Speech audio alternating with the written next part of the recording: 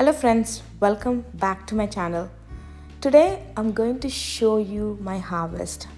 I've got green harvest and as well as the other vegetables in my garden. So the first one I'm going to show you is cherry tomatoes. The cherry tomatoes, if you look at, they're very small. Usually the cherry tomatoes that are available in the supermarket are a bit bigger than this, but mine is very small. So I call them as button tomatoes. And these are very tasty, very sour in taste.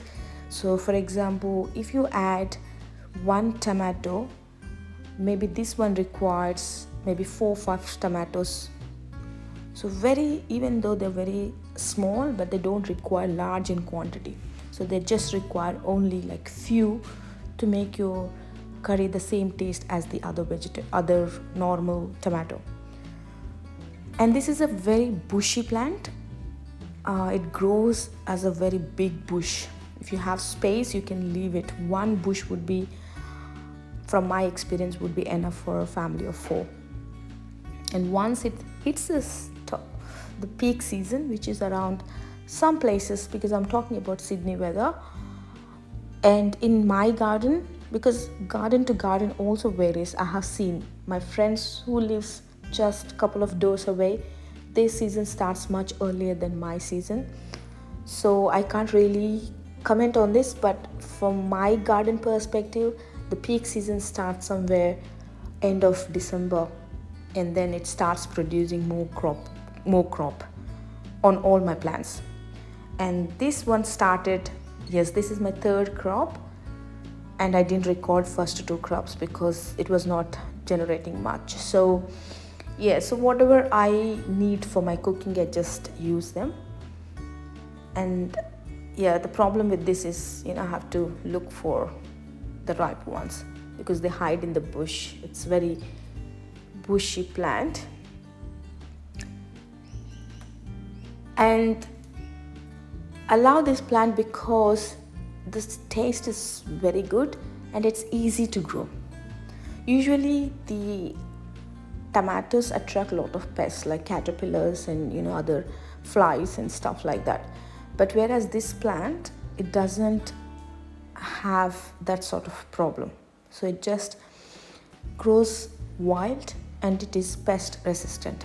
You will get here and there. I don't say that it's the very tough plant, but it does have a lot less pest problems than the other tomatoes. And this one starts generating more crop than the other one because it's a very bushy plant. So only the other side of it is like sometimes it's very time consuming to pick the fruit. That's the only problem I find it. And the manures I have used is cow manure and horse manure, depending on the type, just based on how the tomato is growing, how the plant is growing. If the plant is having lots of flowers, and then I try to put a bit more manure so that it gets more energy to get fruits on them. So look at the bush, how bushy it is. It's definitely enough for a family of 4. So I have got 2 kids and then 2 adults. So that would be enough for the family. And if you want, like if you have older kids or 4 adults in the family, maybe 2 bush would be enough, depending on how much cooking you make. So I've harvested this.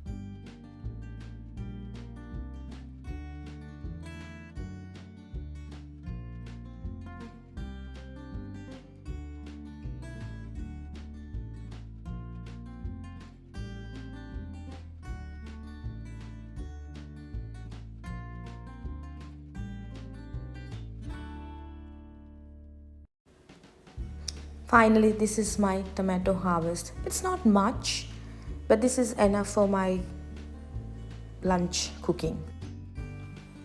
I'm picking some apple cucumber. I've got a couple of them in the backyard. I've got more in the front yard, but I'm just picking a couple of them to share with my friend because I've got 3 at the front yard, so I'll just leave it for cooking. This one to share with a friend who came from Canberra. And now I'm jumping on picking some Tindora for my friend. Tindora, I did a big harvest, which I've shown you in the previous video. It's a very tropical plant. Lately, I've seen a bit of reduction in the crop for Tindora. Lately, I'm assuming this because of the weather that we had cropping recently has gone a bit down. Maybe I'm thinking it's because the weather has changed, so that's why the crop production has gone down. 2-3 days because Tindora loves heat, and that's how it affected on the too plant. much Heat, but gives still lots enough of fruits. So produce I'm getting. and now tender tamarind leaves. And this is one of the my tender favorite, tamarind leaves, one of the favorites in my and garden which too. And a rare this plant to plant grow in from Sydney. the You seed. find them in You know how Queensland, you but not tamarind in and Sydney then much. sometimes you get seeds in it. And so I'm I glad do it in the compost that and it's then grown once very well compost in my garden, hits the and I ground, grew this one from and then seed. sometimes I This get is about maybe 4 to 5 5 years old.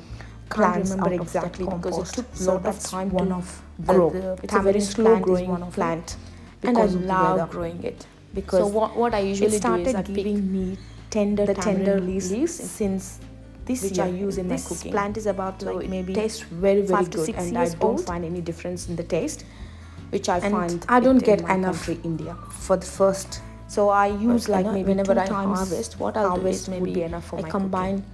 2 harvest and then make cooking. So every 4-5 days you get new leaves and then pick them up and then use them in your cooking.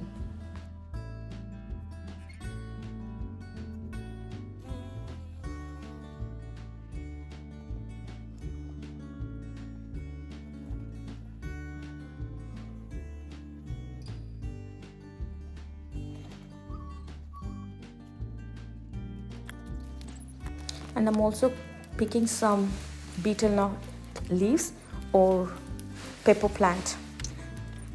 This is again to share with my friend. They use a lot of these leaves in their juices, in their green juice. So I pick a lot of it for her to share, and I'm so happy. And I've got some chilies, the jumbo chilies, which I have also added to the pile, and I've got some capsicum. And now jumping on to curry leaves, and this is again to share with my friend. That's why I said green harvest. So all vegetables except tomatoes and the cucumber, I've got all greens like capsicum, jumbo chilies, and curry leaves, as well as betel nut leaves or pepper plant leaves.